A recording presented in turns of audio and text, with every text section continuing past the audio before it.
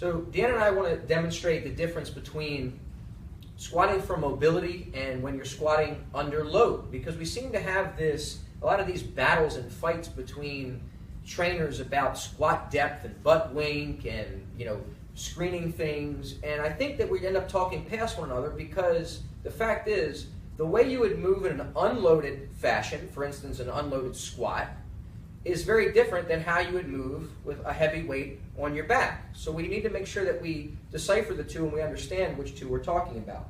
So if we're looking from a mobility perspective, then unloaded, I want Deanna to squat as deep as she possibly can, and I'm not worried about the butt wink thing, right? So I would just tell her, hey, you're going to take a number 2 in the woods, go down as deep as you can.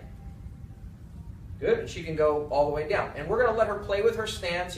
Maybe she has to turn her toes out a little bit so she can go as deep as she can. Maybe she has to spread her feet wider based on the structure of her hip joint.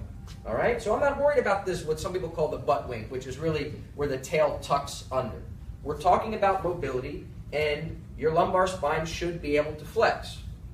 Now, if we add a load to her back, this is our pretend load. So now we've got our barbell with whatever weight that's going to challenge her for 5, 6, 10 reps, whatever.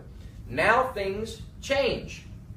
All right, so what we talked about earlier might be done in the beginning of the workout for mobility purposes, dynamic warm-up, however you'd like to label it. Now we're into the strength and conditioning portion, or the strength portion. So we've got a bar on her back. Now I want her to go into a nice lordotic curve, and I'm only going to let her go down as far as she can without losing that curve. So Deanna, go back down as far as you can.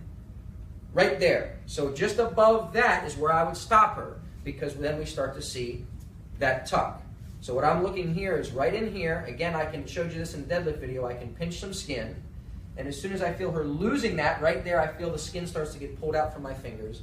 That's when she starts to lose that lordotic curve, and she starts to go a little kyphotic. And at that point, she's not able to control as much load through there.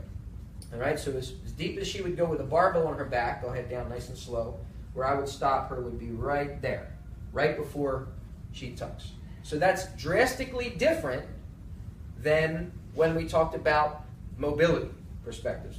Then again, though, the stance, I'll take this. The stance in regards to foot position and whatnot is going to be pretty consistent, because that's more geared towards her hip joint. So I just wanted to get you to understand the contrast between when we talk about squat depth, because squat depth in what? For mobility purposes or for loaded purposes, because they're not necessarily the same, and each of those deserves its own assessment or screening to individualize. One last